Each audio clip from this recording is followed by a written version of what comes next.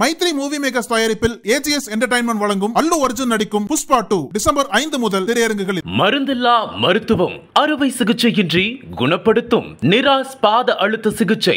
GT Holidays, South India's #1 travel brand. You know you are special when you're with GT Holidays. Nakkheeran நேயர்களுக்கு வணக்கம். இன்று நம்முடன் கருத்துக்களை பகிர்ந்து கொள்ள இணைந்திருக்கிறார் தமிழ்நாடு முற்போக்கு எழுத்தாளர்கள் மற்றும் கலைஞர்கள் சங்கத்தின் கடலூர் மாவட்ட பொறுப்பாளர் பால்கி அவர்கள். வணக்கம் சார். வணக்கம்.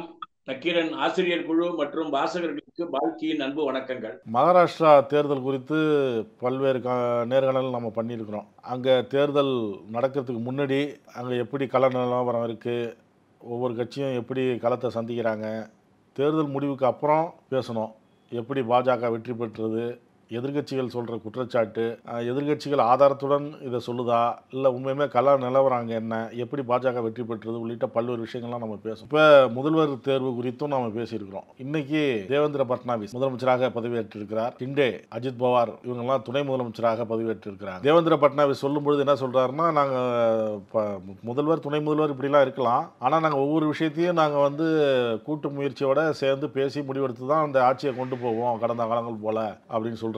நீங்க இதை எப்படி பாக்குறீங்க? மகாராஷ்டிரா தேர்தலை பொறுத்த வரைக்கும் ஆங்கில பத்திரிகைகள், நாம நக்கீரன் பேட்டி, இந்த ரெண்டையும் தொடர்ந்து வாசிக்கின்ற வாசகர்களுக்கு ஒரு கருத்து தெளிவா தெரியும். குறிப்பா நக்கீரன் பேட்டிய மகாராஷ்டிரா மற்றும் ஜார்க்கண்ட 4 பேட்டியில நம்ம சொல்லியிருக்கோம். இந்த 4 பேட்டியில சொல்லும் போது முதல்ல அந்த தேர்தல் நடப்பதற்கு முன்பு நடந்த ப்ரீ சர்வே, அதாவது பிஜேபி வெற்றி பெறுமா அல்லது நம்முடைய சரத்பவார் காங்கிரஸ் இந்தியா கூட்டணி வெற்றி பெறுமா என்பது தீர்மானிக்க முடியாத சூழலில் இருந்தபோது நாம பேசினத வாசகர்கள் நினைவுபடுத்திக்கிட்டாங்கன்னா இப்போ யார் முதலமைச்சர் ஆயிருக்காங்கன்ற சப்ஜெக்டுக்கு நம்ம வந்துடலாம். இதுல நடுவுல நடந்திருக்கக்கூடிய எலெக்ஷன் தில்லுமுள்ளுகளை நம்ம தனியா பார்ப்போம். பட்னாவிஸ் ஏற்கனவே மகாராஷ்டிராவுடைய முதலமைச்சர். வரலாறு கொஞ்சம் முன்னால போய் பார்த்தீங்கன்னா, மகாராஷ்டிராவில் பிஜேபி என்பது 4ஆம் நிலையில் உள்ள கட்சி, காங்கிரஸ் 3ஆம் நிலையில் உள்ள கட்சி, 2ஆம் நிலையில் உள்ள கட்சி நம்முடைய சிவசேனா, 1ஆம் நிலையில் உள்ள கட்சி தேசியவாத காங்கிரஸ். அதாவது அஜித் பவார் புரியாம நம்ம சரத்பவார் கூட இருந்தா, ஷிண்டே தாக்கரே கூட இருந்தா, இதுதான் 1 2 3 4. இப்போ 4ஆம் நிலையில் உள்ள காங்கிரஸ் தேர்தல் முடிவுக்கு பின்னால் நீங்க பாத்தீங்கன்னா கிட்டத்தட்ட அதே நிலைமையில தான் இருக்கு. 3ஆம் நிலையில் உள்ள பிஜேபி 1ஆம் நிலைக்கு மாறி இருக்கு. 1ஆம் நிலைக்கு எப்படி மாறிச்சுன்னு சொன்னா, எந்த மாநிலத்திலையும் அவங்க கையாளுற ஒரு அருமையான டாக்டிக்ஸ் என்னன்னு சொன்னா, ஒரே ஒரு எம்எல்ஏ அவங்க இல்லாம இருந்தா கூட துணை முதலமைச்சரா அவங்க வருவாங்க. மெஜாரிட்டியா இருக்கக்கூடியவர் முதல்வர், அதை விட கம்மியா இருப்பவர் துணை முதல்வர்னு பிஜேபி அரசியலுக்கு வருவதற்கு முன்பு காங்கிரஸ் கடைபிடிச்ச கொள்கை. பிஜேபி ஆட்சிக்கு வந்ததுக்கு அப்புறம் கடைபிடிக்கக்கூடிய கொள்கை என்னன்னா, எந்த கட்சியாவது உடைச்சி அந்த கட்சிக்குள்ள நாம போய் நின்று கூட்டுட்டு வர்றவர் முதலமைச்சர். கொஞ்ச நாளைக்கு இந்த வழியை காட்டுறதுக்கு டாக்ஸியை ஓட்டிக்கிட்டு இருக்கிற டிரைவர்கிட்ட வழி கேட்குற மாதிரி அவங்க உள்ள வருவாங்க. அப்படியே உள்ள போக வேண்டியதுதான். ஒரு சீசனுக்கு அப்புறம் டிரைவரை கீழே தள்ளிட்டு வண்டி அவங்க எடுத்துக்குவாங்க, அல்லது இன்னொரு பினாமியை வச்சு அந்த வண்டியை ஓட்டுவாங்க. நான் சொல்றது வண்டி ஓட்டுற சமாச்சாரத்துக்கு பொருந்துதோ பொருந்தலையோ, பிஜேபி அரசியலுக்கு மகாராஷ்டிராவுக்கு கரெக்டா பொருந்தும் பாருங்க. ஒரு 5 பேட்டிக்கு முன்னால நம்ம பேசும்போது என்ன சொன்னோம்? பட்னாவிஸ் முதலமைச்சர் ஆவதற்கு வாய்ப்பில்லை, ஷிண்டேவை தவிர வேறு ஆட்கள் முதல்வர் இல்லை. இந்த உறுதிமொழியை கொடுத்த முதல் மகான் அமித்ஷா அவர்கள் தான்.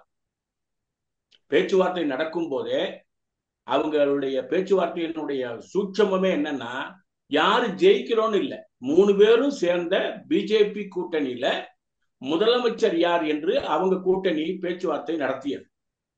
அதுல பிஜேபி பேச்சுவார்த்தை நடக்கும் போது வந்த முதல்வர்கள், முன்னாள் முதல்வர்கள், சென்ட்ரல்ல இருந்து வந்த ராஜ்நாத் சிங், இவங்க கிட்ட பேசினது என்னன்னா, நாங்க உரிமை கோர மாட்டோம், ஷிண்டே தான் ஏற்கனவே முதலமைச்சராக இருந்தார், முன்னாள் முதல்வர் பட்னாவிஸ் விட்டு கொடுத்திருக்காரு.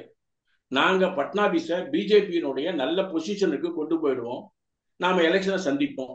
இதான் தேர்தலுக்கு முன். ஆனா கிட்டத்தட்ட 288 தொகுதியில போட்டியிட்ட இடத்துல 3/2 பங்குக்கு மேல வெற்றி பெற்ற விஷயம் பிஜேபி எதிர்பார்க்காத ஒன்று. அதுக்கு யார் உதவி செய்திருக்காங்கன்னு சொன்னா, எலக்ட்ரானிக் ஓட்டிங் மிஷின், தேர்தலில் நடக்கக்கூடிய தில்லு முள்ளுகள், தேர்தலை சரியாக கையாளாகாத மகாராஷ்டிராவினுடைய ஷிண்டே நிர்வாக அமைப்பு முறை. அது ரொம்ப நேரம் நம்ம பேச வேண்டியதில்லை, ஏற்கனவே நம்ம பேசியிருக்கோம். 288 தொகுதியில 280 தொகுதியில வாக்களித்ததை விட கவுண்ட் பண்ணியிருக்காங்க கம்மியா. 88 தொகுதிகள், அந்த 288ல ஒரு 18 அல்லது 19 தொகுதிகளை தவிர மீதி எல்லாமே total number of votes polled counted, அதுல டிஃபரன்ஸ். 18 தொகுதியில் என்னன்னு சொன்னா, ஏற்கனவே இருக்கக்கூடிய வாக்காளர்களை விட அதிகபட்சமாக, வாக்களித்தவர்களின் விட அதிகமாக 3 கேட்டகரி ஃப்ராடு கண்டுபிடிச்சிருக்காங்க. இந்த 3 கேட்டகரி ஃப்ராடும் கண்டுபிடிச்சு இது விவாதத்துக்கு வெளியே வந்து இப்ப என்ன ஆயிருக்குன்னு சொன்னா, மகாராஷ்டிரா தேர்தல் செல்லாது என்று அறிவிக்க வேண்டும். இது ஒரு பக்கம் நடுநிலையாளர்கள், மற்ற ஆட்கள், அரசியலை விரும்புவர்கள் பேசுற பேச்சு. ஆனா இவங்க கடந்த 5 நாளா பேசுறது என்னன்னா, 28ஆம் தேதி பதவி ஏற்கணும். ஜார்க்கண்டினுடைய முதல்வர் மாதிரியே 28 பதவி ஏற்க வேண்டும். மத்திய அரசு இவர்கிட்ட பேச்சுவார்த்தை நடத்துறாங்க. 29, 30, 2, 4 இந்த 4 கட்ட பேச்சுவார்த்தையில ஷிண்டே இறங்கி வரவே இல்லை. அவர் சொன்னபடி அமித்ஷா வந்தார்.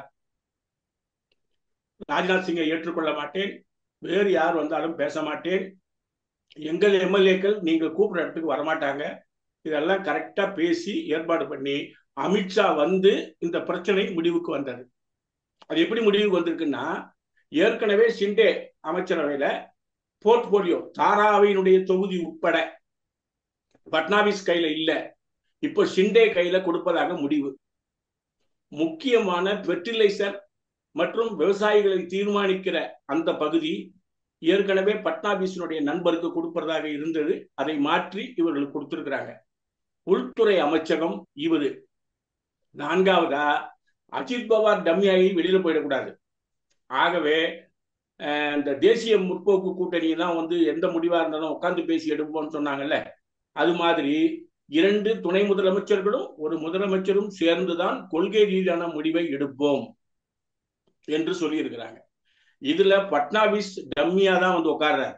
ஆனா பட்னாவிஸினுடைய எம்எல்ஏக்கள் பிடிவாதமாக நின்று பட்னாவிஸை விடக்கூடாது என்று போராடி வாங்கியிருக்கிறார்கள் முதலமைச்சர் பதவியை. இது பிஜேபிக்கு கிடைத்திருக்கக்கூடிய வெற்றி. கோவாவில் தொடங்கி மகாராஷ்டிரா வரை பிஜேபி வெற்றி பாதையில் கவிழ்ப்பு அரசியலில் வந்து கொண்டிருக்கிறது. கவிழ்ப்பு அரசியல் அப்படிங்கிற ஒரு வார்த்தையை சொன்னீங்க. முதலமைச்சர், 2 துணை முதலமைச்சர், இது சுமூகமா 5 வருடம் நீடிக்காது அப்படின்னு நினைக்கிறீங்க? ஆமா, அதாவது சரத்பவார், அஜித் பவார், அஜித் பவார்ட்ட இருக்கக்கூடிய ஆட்கள் போன முறை ஷிண்டேவை முதலமைச்சராக்கும் போதே பட்னாவிஸ் கிட்ட பிரச்சனை பண்ணவங்க தான் அஜித் பவார் குரூப். 2 பிரிந்த கட்சியாளர் ஆட்களை சமமாக நீங்கள் நடத்தவில்லை, ஆகவே நாங்கள் சரத்பவாரிடம் செல்லுகிறோம் என்று அஜித் பவார் கூட வந்த ஆட்கள்ல 11 எம்எல்ஏக்கள் போர்க்கொடி துவக்கினார்கள். பழைய மகாராஷ்டிரா வரலாறு நீங்க அந்த அரசியல் எடுத்து பார்த்தோம்னாலே தெரியும். அந்த 11 ஆட்கள்ல 3 ஆட்களுக்கு மட்டும்தான் இப்ப மந்திரி சீட்டு கிடைச்சிருக்கு. மீதி 7 பேருக்கு 8 பேருக்கோ கிடைக்கல. இப்போ அவர் ஸ்டார்ட் பண்ணுவார் தன்னுடைய கவிழ்ப்பு வேலையை. 11 பேரும் நான் ஏற்கனவே சரத்பவார்ட்ட போலான்னு சொன்னதை நீங்க கேட்கல, இப்ப ஷிண்டேவுக்கு அதிகமா முக்கியத்துவம் கொடுக்குறாங்க, ஆகவே நாம் இதை கோஆபரேட் பண்ணக்கூடாது என்று சொல்லுவார்கள். அஜித் பவாரும் அதை கொஞ்சம் விட்டு வேடிக்கை பார்ப்பார். ஏன்னா இப்போ எம்எல்ஏக்கள் கம்மியா இருக்கிறதுனால அஜித் பவார் ஹை டோன்ல பேசல. ஷிண்டே ஹை டோன்ல பேசுறதுக்கான காரணம் அவர்கிட்ட ஆட்கள் அதிகமா இருக்காங்க, அவர் இல்லாம பட்னாவிஸ் அமைக்க முடியாது. ஆகவே வலுவானவங்க 2 பேர் பேச்சுவார்த்தை நடத்தும் போது அஜித் பவார் அமைதியா இருந்திருக்காரு. ஆனால் அஜித் பவாரிடம் ஏற்கனவே 11 எம்எல்ஏக்களா இருந்தவர்கள், சீனியர் அமைச்சர்கள், சரத் பவாரை நம்பி அரசியல் பண்ணவங்க, அவங்க இவர்கிட்ட வந்து மறுபடியும் திரும்பி போலான்னு சொன்னதை இப்போ மறுபடியும் எந்த பக்கம் போக முடியாம அவசரப்படுவாங்க. அவர்கள் தன்னுடைய வேலையை காட்டுவார்கள். அதை சமாளிக்கக்கூடிய பொறுப்பு பட்னாவிஸுக்கு இருக்க வேண்டும், பிஜேபி தலைமைக்கு இருக்க வேண்டும். கருத்துக்களை பகிர்ந்து கொண்டதற்கு நன்றி சார். கருத்துக்களை கேட்டமைக்கு நன்றி. வணக்கம். நக்கீரன் டிவிக்கு சப்ஸ்கிரைப் செய்யுங்கள். உங்கள் ஆதரவே எங்கள் பலம். ஆசிரியர்களுக்கு நண்பனாகவும் மாணவர்களுக்கு ஆசானாகவும் திகழும் தேர்வு வழிகாட்டி. ஒவ்வொரு பாடத்திற்கும் அனுபவமிக்க ஆசிரியர்களின் துல்லியமான தெளிவான விடைகள். CNC இருக்கு, தேர்வு பயம் எதற்கு? இது தீரன் பப்ளிஷிங் ஹவுஸ் விற்பனை வெளியீடு.